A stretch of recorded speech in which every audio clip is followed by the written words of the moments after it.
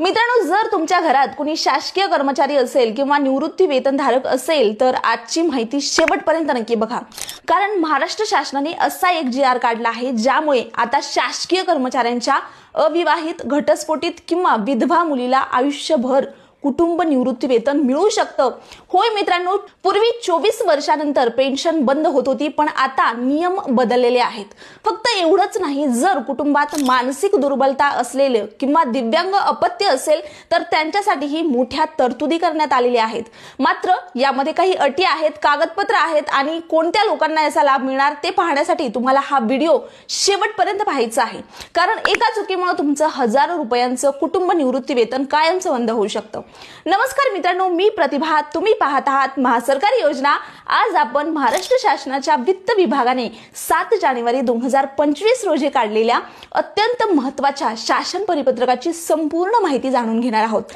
G.R.. का काढण्यात आला? मित्रांनो, आतापर्यंत काय होत होतं, जर शासकीय कर्मचारी किंवा निवृत्ती वेतनधारकाचा मृत्यू झाला तर प्रथम त्याच्या पती किंवा पत्नीला कुटुंब निवृत्ती वेतन मिळत असे, त्यानंतर मुलगा किंवा मुलगी पात्र असल्यास त्यांना लाभ मिळत असे। परंतु अविवाहित मुलीच्या बाबतीत एक मोठी अडचण होती, तिला फक्त 24 वर्ष वय पूर्ण होईपर्यंत किंवा विवाह होईपर्यंतच कुटुंब निवृत्ती वेतन मिळत असे। 24 वर्ष पूर्ण झाली की पेन्शन बंद। अनेक मुली आर्थिकदृष्ट्या अडचणीत येत होत्या। याच पार्श्वभूमीवर आता शासनाने नियम बदललेले आहेत। सर्वात मोठा बदल काय, आता अविवाहित मुलगी, घटस्फोटित मुलगी, विधवा मुलगी यांना 24 वर्षानंतरही कुटुंब निवृत्ती वेतन मिळू शकतं। हेच या जी.आर. मधील सर्वात मोठं अपडेट आहे। पण आयुष्यभर पेन्शन कोणाला मिळेल? इथे एक गोष्ट समजून घ्या, सर्वांनाच मिळणार नाही। शासनाने स्पष्ट काही अटी घातलेल्या आहेत। मुलगी अविवाहित असावी किंवा विधवा असावी किंवा घटस्फोटित असावी किंवा स्वतःचा उदरनिर्वाह करण्यास असमर्थ असावी। या अटी पूर्ण झाल्यास तिला कुटुंब निवृत्ती वेतन मिळू शकतं।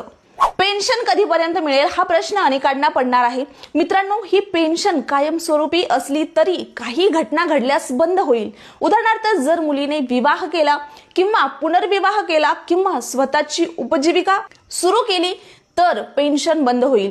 आता विधवा मुलींच्या बाबतीत काय, जर मुलीच्या पतीचा मृत्यू झाला असेल आणि ती विधवा असेल तर ती या योजनेस पात्र ठरू शकते। मात्र शासनाने स्पष्ट केलेले आहे की पतीचा मृत्यू शासकीय कर्मचारी किंवा निवृत्ती वेतनधारक यांच्या हयातीत झालेला असावा।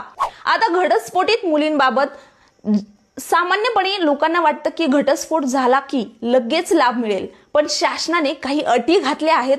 घटस्फोट कायदेशीर असावा, सक्षम न्यायालयाचा आदेश असावा, जर पालकांच्या हयातीत घटस्फोटाची केस दाखल केली असेल पण घटस्फोट नंतर झाला तरीही लाभ मिळू शकतो। मित्रांनो, हा पॉइंट खूप महत्त्वाचा आहे। शासकीय कर्मचारी निवृत्त होत असताना त्यांच्या पीपीओ मध्ये अविवाहित, विधवा, घटस्फोटित मुलीचं नाव समाविष्ट करणं आवश्यक आहे। पीपीओ म्हणजे पेन्शन पेमेंट ऑर्डर, यामध्ये वारसाची नोंद असते। जर निवृत्ती वेतनधारक किंवा कुटुंब निवृत्ती वेतनधारक मृत असेल तर अविवाहित, विधवा किंवा घटस्फोटित मुलगी अर्ज करू शकते। अर्जाची प्रक्रिया संबंधित शासकीय कार्यालयामार्फत केली जाते। जर निवृत्ती वेतनधारक किंवा शासकीय कर्मचारी मृत असेल तर अविवाहित किंवा घटस्फोटित किंवा विधवा मुलीने आवश्यक कागदपत्रांसह अर्ज करायचा आहे। हा अर्ज ज्या कार्यालयातून कर्मचारी सेवानिवृत्त झाला असेल किंवा कार्यरत होता त्या कार्यालयात द्यायचा आहे। आता संपर्क कुठे करायचा आहे तुम्हाला, तर कर्मचारी ज्या विभागातून निवृत्त झाले त्या विभागाचे कार्यालय। आता आवश्यक कागदपत्रे कोणती लागणार, तर मृत्यू प्रमाणपत्र, Aadhaar card, PAN card, bank passbook, शिधापत्रिका, भावंडांचे ना हरकत प्रमाणपत्र, उत्पन्नाचा दाखला, नोटरीकृत स्वयं घोषणापत्र, घटस्फोट आदेश जर लागू असेल तर, पतीचे मृत्यू प्रमाणपत्र, जर मुलगी विधवा असेल तर। जी.आर. नुसार अर्जदाराने सर्व कागदपत्रे दिल्यानंतर संबंधित कार्यालयाने 15 दिवसाच्या आत प्रस्ताव महालेखापाल कार्यालयाकडे पाठवणं आवश्यक आहे। एकापेक्षा जास्त अपत्य असल्यास काय, हा खूप महत्त्वाचा प्रश्न आहे। समजा कुटुंबात 2 किंवा 3 अपत्य आहेत तर सर्वांना एकाच वेळी पेन्शन मिळणार का, तर सर्वांना एकाच वेळी पेन्शन मिळणार नाही। जन्मक्रमानुसार लाभ दिला जाईल। अल्पवयीन अपत्य असल्यास जर एखादे अपत्य अजून 21 ते 24 वर्षाखालील असेल तर प्रथम त्यालाच कुटुंब निवृत्ती वेतन मिळेल। नंतर पुढील पात्र वारसाला लाभ मिळेल. दिव्यांग, अपत्य आणि अविवाहित मुलगी दोघेही असतील तर JR मध्ये याबाबत स्पष्ट तरतूद आहे.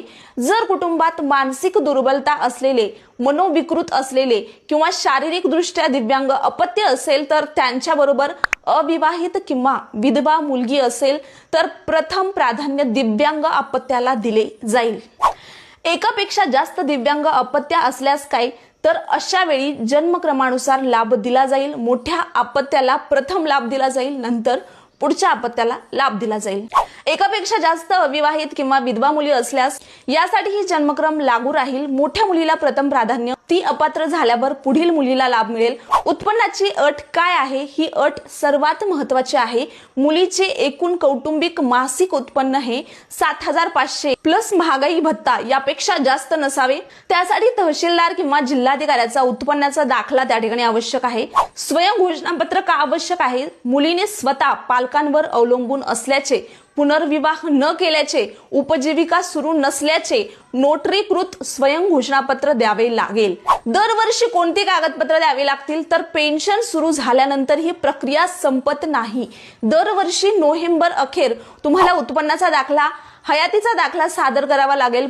थकबाकी मिळणार का? आता अनेकांना प्रश्न असेल, मागील वर्षाची थकबाकी मिळेल का? JR नुसार 8 फेब्रुवारी 2024 पूर्वीची थकबाकी मिळणार नाही. मात्र 8 फेब्रुवारी 2024 पासून प्रत्यक्ष पेमेंट सुरू होईपर्यंतची थकबाकी मिळू शकते. हा नियम कोणाला लागू आहे? हा JR फक्त शासकीय कर्मचाऱ्यांनाच लागू नाही तर जिल्हा परिषद कर्मचारी, अनुदानित शाळा, कृषी विद्यापीठे, अनुदानित संस्था यांनाही लागू राहील. जर तुमच्या कुटुंबात अशी पात्र व्यक्ती असेल तर ही माहिती त्यांना नक्की शेअर करा. व्हिडिओ उपयुक्त वाटला असेल तर लाईक करा आणि अशाच अपडेटसाठी आपल्या चॅनलला जाता जाता तेवढं सबस्क्राईब करा आणि कमेंटमध्ये नक्की सांगा हा निर्णय योग्य आहे का नाही. धन्यवाद.